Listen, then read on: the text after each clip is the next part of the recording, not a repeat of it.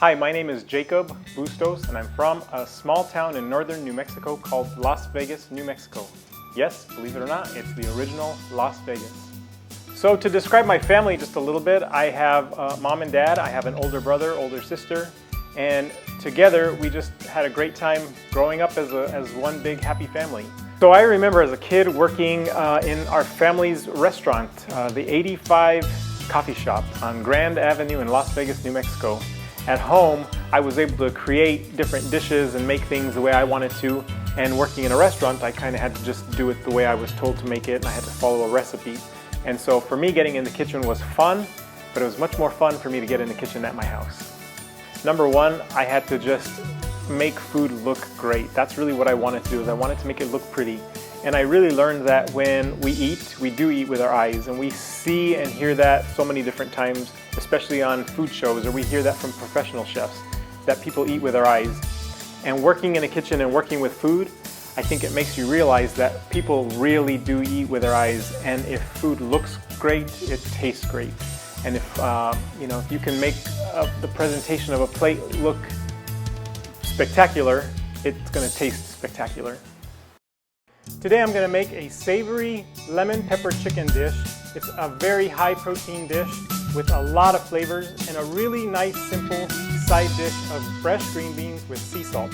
The first thing that I want to do is make a marinade. So today I'm going to use lemon pepper rub. I'm going to use garlic. Then I'm going to use fresh garlic because I want to have the contrast of the fresh and the dry. Then I'm going to add some lemon. I'm going to add some rosemary. Then I'm going to put some salt, just a little bit of sea salt, kosher salt. And then I'm going to put some of these really nice peppercorns. You got all these different colors that are just great, but they give it a nice pop and a nice flavor. I'm going to add just a little bit of oil just so we have that oil in the rub, and then I'm going to add just a little bit more pepper just for more flavor. All right. So here's what I'm going to do. I'm going to start with the lemon pepper rub. I'm going to take about 1/3 of a cup to 1/4 of a cup. And the good news about cooking is it's not a science like baking is, so I'm just going to eyeball it. But I'm going to put about 1/4 of a cup of lemon pepper rub. I'm going to put about 1/4 of a cup of the garlic, dry garlic.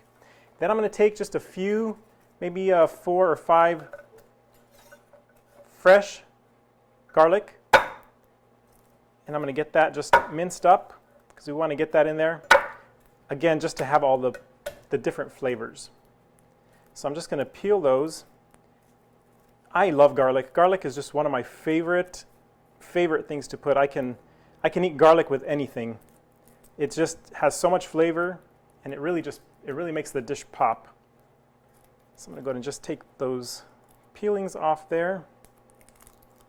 And then I just want to mince them kind of small because they're going to go in the marinade. So what's going to happen is the garlic is just going to infuse the oil.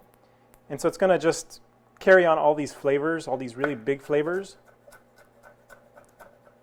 And I just like to take it and run my knife through it one more time. Just like that. I'm going to add that into the rub. And then I'm going to take a little bit of salt. And this one I don't want to be as generous with because the lemon pepper rub actually has quite a bit of seasoning in it. So I'm maybe just going to put a teaspoon of salt. And then I'm going to take some peppercorns. I'm just going to do that. And then I want to take a lemon. I just love the smell of lemon, especially with that garlic. And all I'm going to do is I'm just going to put 1 entire lemon into this rub. I don't want any of the seeds to get in that rub, so I'm holding it back. But 1 lemon should be just enough. I'm going to take 1 sprig of rosemary. And really all you got to do is pull off the leaves. And rosemary is another one of those herbs that just has so much aroma, so much flavor. And I'm just going to do a real quick run of my knife. That's going to go in there. And then the last couple of things I'm going to put is just a little bit of fresh ground pepper and 1 entire cup of olive oil, extra virgin olive oil. Sometimes I like to use different kinds of oil. You can actually use avocado oil, which is one of my favorite oils, but olive oil is a really good option. Then I'm going to just take my whisk here, whisk that all together. Oh, it just smells so good. This kitchen smells really, really wonderful. So I'm going to just get rid of all the ends of this stuff that I don't need. I'm going to bring my chicken over. And all I need to do is I just need to take this marinade and I just need to rub it. I just need to pour it over. And I actually have a little bit left over, which is good.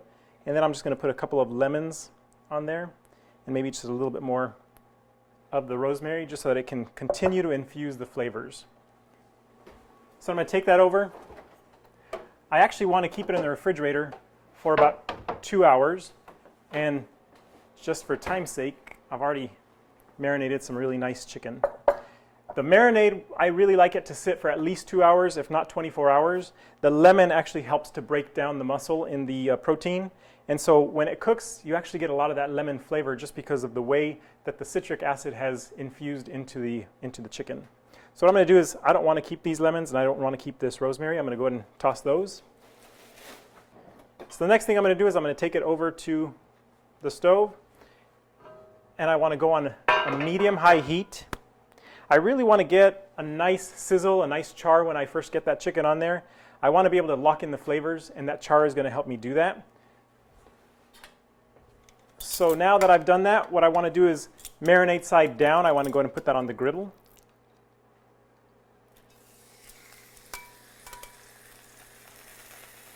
And you hear that nice char. I really like to hear that. I know that it's got my chicken going. I'm going to turn that up just a little bit there.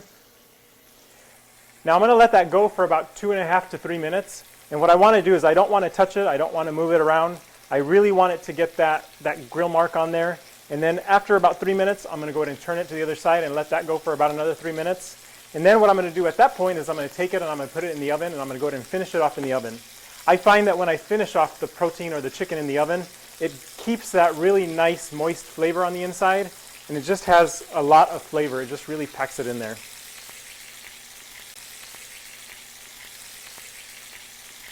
All right, so I put my chicken on my griddle and I want it to cook for about 2 to 3 minutes on each side.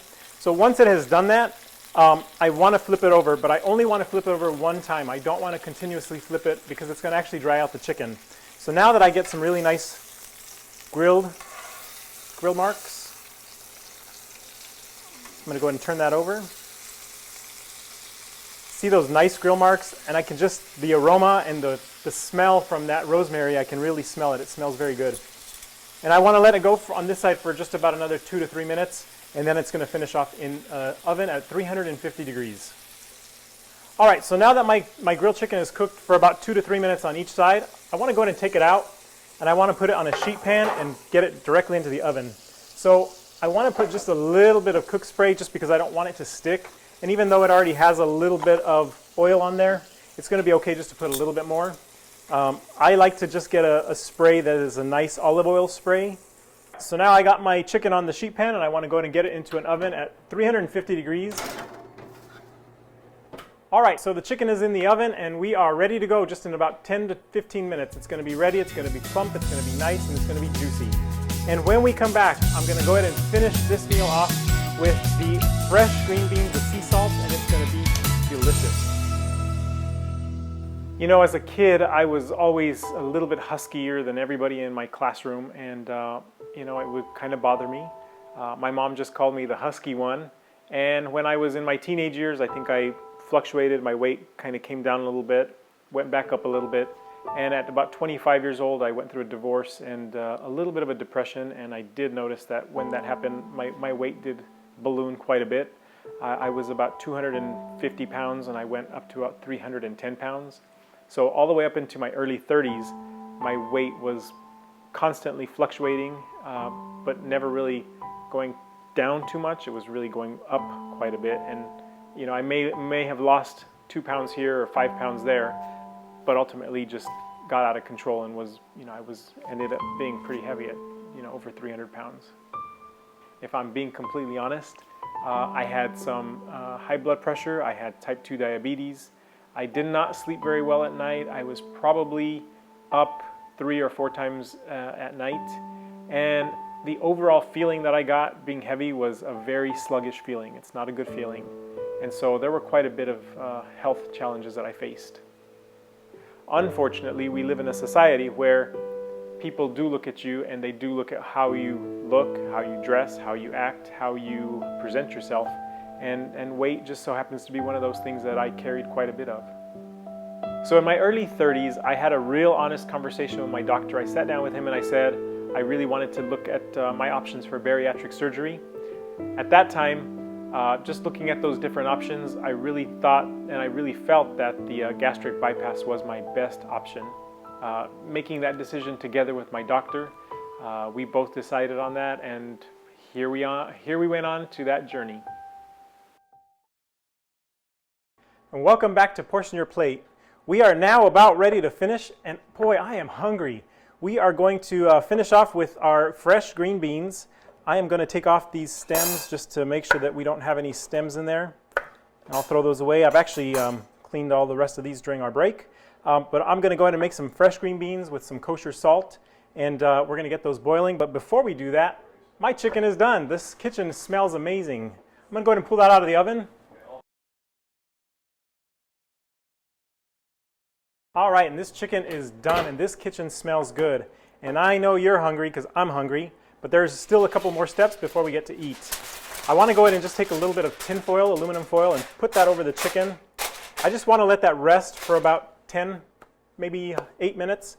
But here's why I want to do that. I want all the juices that have come out of that chicken, I want them to evenly distribute and go back into that chicken. Now I want to go ahead and finish off with my green beans. First step is I have some boiling water, nice and hot, and I'm just going to take that out, and I'm going to actually put just a nice bunch of salt. Now if you ever think, wow, that's just too much salt, this is really the only chance that we're going to have to season this green beans. We're going to put a little bit at the end just to make sure that it's all finished up, but that's going to go in. And the beauty of this dish is it doesn't have to go in for very long. We just need to put the green beans in there maybe 1 to 2 minutes, and we just want to let those go. And then what I want to do is I want to actually take them out of the boiling hot water, and I want to put them into some ice cold water. Now what that's going to do is it's a process that we call blanching the green beans, but it's going to shock them so that they keep that nice vibrant green color. The last thing I want to do is spend all this time making some green beans and then have them turn a little bit brown on me. So what I want to do is I want to go ahead and just grab some water and put some ice in there. Swish that around a little bit. And now I just want to take out these green beans very carefully. And again, they're nice and steaming hot, and I just want to get them in this water and let them shock just for a little bit. And it doesn't take very long, just maybe a few minutes. All I'm going to do is let them cool down. All right, now that my green beans are nice and shocked and they're keeping that beautiful green color, I want to go ahead and just put a little bit of oil, maybe a teaspoon, maybe a little less, into a saute pan. And I want to go ahead and turn that on high because these are going to cook very, very quickly. And I just want to get as many of those out, and I want to get them into the saute pan. Now again, I want to hear that little sizzle, but I don't want it to be too hot because these are wet green beans, so I don't want them to start popping up. And all I want to do is get those mixed in there, just coated, so we can get the heat back up, the temperature back up on those green beans so that they are nice and crisp. And this is no longer necessary. That water has done its job. And now all I got to do is squish these around a little bit. Man, I am hungry. I don't know about the rest of you, but this is a dish that I can eat 4 nights a week because it's got great protein, it's got great flavor, and it's just something that my family really enjoys. All right, so my green beans have sauteed now. They are almost ready to go. And the chicken looks delicious and smells delicious, but as you can tell, those juices have already gotten back into the chicken. As you can tell, there's not very much on the tray anymore. So all I'm going to do is just take a small piece of chicken, and I'm going to put that right on my plate with just a few green beans. And then to finish it off, all I'm going to do is take a little bit of kosher salt, and it's done. All right, now I'm ready to taste. This is the most exciting part of